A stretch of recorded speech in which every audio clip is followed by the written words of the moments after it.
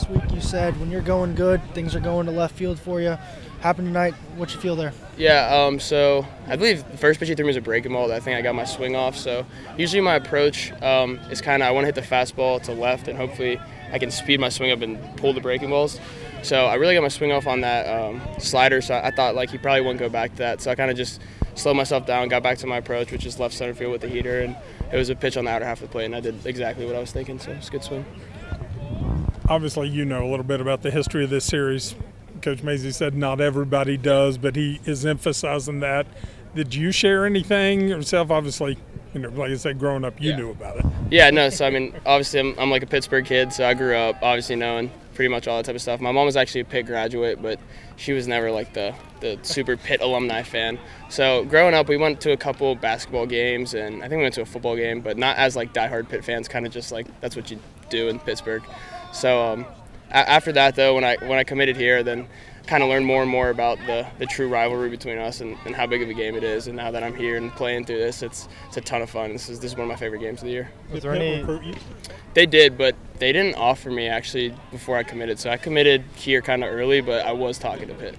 Was there any disappointment after not getting to play in that first game at PNC, and then I guess maybe extra nerves today? Yeah, I mean, there's definitely, obviously disappointment when I can't play, but kind of just trying to get up for my guys. So the PNC game was still a super cool experience. Obviously, I want to be out there every chance that I get, but I couldn't be. So I had to be, try to be a leader on the bench and just keep the guys in the game and let them know like this is a serious game. We got to take it serious. We got to play our best. And then today, there wasn't really nerves. I was kind of just more excited that I was back and able to play against those guys. I think Randy said after that PNC game that you were trying to talk him into letting you pitch. Yeah. And in that game. Yeah, I want to play. I also want to pitch. I work on my pitches every now and then when I get bored. So I think I'm pretty nasty. He doesn't think so, but I think, if you ever see a call to the bullpen and there's no one in the bullpen, it's me coming in from second. How hard you throw? I threw like 92 in high school, but I don't know how hard I throw now. What's your go-to pitch? My go-to pitch? Yeah. I throw a knuckle curve. It's a good pitch. It's a banger. Take an infield at third, so yeah. You can run. Right, that's what I'm saying. If they can take infield, why can't I get on the mound? I don't know. JJ, I'm just kind of curious. If this was a season where it's just one guy having an amazing season, and the team's playing 500 ball, right. That's a whole different feel.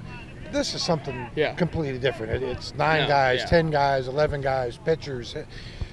How much is that, the fact that it's still, one guy having a great season, but the team is hitting milestones. Yeah, how much does that kind of change things? It's incredible, especially me. Like the season that I'm having, you can kind of get solo mindset, like only care about yourself in this type of situation. And if that was the case where the team wasn't doing well, that's even more enhanced. But with how good the guys are playing, like I'm playing for them, I'm playing for everybody. It's like I don't care how I do it, I just want to help the team win. That's like the biggest thing. And then you get the crowd coming because we're doing well, so that feeds into it. And we're doing a good job of staying grounded, but also playing into the energy that we get from the crowd. So with the team that we have and everybody's playing so well, it's just a tremendous feeling. It takes the pressure off of you, and you can just play and have fun. The staying grounded part as a team. This is a team that's climbing up in the rankings, never been there before. And so, you almost kind of wonder, well, are they going to be able to handle this or feel the pressure? Just kind of talk about that. Does this team feel pressure? It doesn't look like it tonight. Yeah. I think we do a great job of kind of knowing that the rankings right now don't really mean anything. Yeah. Last year, I know we were ranked like 18 or something throughout the season. We didn't even make the regional. Yeah. So this type of stuff doesn't matter. And I think also the first time we got ranked this year, we immediately lost. So that was kind of kick in the face, like this stuff doesn't matter. So it's cool, like, yeah, we get ranked. We're moving up the charts. That's awesome, but it doesn't matter if we don't play well. So we kind of know it's like this game matters. We have to take this game as serious as anything. And if we don't win these next games, the season's doesn't really mean anything. We have to keep playing well. How much has Tevin's career year helped in protecting you and kind of fueled into you and your success at the plate? That started all last year. Like that guy's my brother. He's been the best role model like I've had outside of my family. He's taken me under his wing since day one, just kind of showed me the ropes. Mentally, he talks to me. We're always out here fielding together, hitting together, whatever it is, getting extra work in. He pushes me, I push him. It's just like it's a great relationship, and he's definitely a huge reason for my success. And then this year also the way that he's playing is ridiculous, and it fires me up. Just knowing that I got a guy who's hitting like 370 and getting on base pretty much half the times he's up to the plate. I know that I can, got to lock in every at bat and try to score him. So it's a great feeling, and we're always talking in the field, before hitting, before the games. It's a great relationship, and that's my guy. Coach Mazey talked about your leadership. What about his leadership? You obviously spoke to that, but he's been here a long time. What is he teaching you that you can then teach others? That guy is ridiculous. Like, he's the best leader I've had on any team ever. He's not even that vocal. He's been more vocal this year.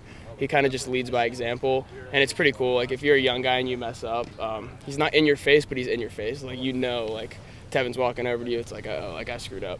But he's not yelling at you. He's kind of just like, yo, this is how it works. Like, don't do that again. And that's the end of it. But he's great at correcting guys. He's great at bringing us up, keeping the energy with him. You never really see him get mad at anybody. He might get mad at himself here and there, but he does great kind of just like staying mellow. And if you watch when we hit homers, you watch the clip back every single time, he's the first one out of the dugout. Like, that guy is out there going crazy. He's so hyped for everybody, and he's a great leader. JJ, cut off that, your home run, the pitch before Tevin had just taken one off the helmet. So did that suddenly change your focus on that at bat? Yeah. Or I mean, when it happened, like, in my head, I was like, oh, it'd be super cool. This guy just hit my boy. If I just hit a nuke, that'd be awesome. But no, I mean, you just kind of lock back in. That's baseball. Like, it happens. Right. Obviously, you don't want to see anybody get hit in the face, but that stuff's happening even more and more with people throwing harder and stuff like that. So it's a scary moment for sure. Thankfully, I got him like crisp on the top of the head, and it didn't seem too bad. He was smiling. But yeah, I was definitely thinking like, I gotta get some revenge on this guy. Right. Thankfully, I did.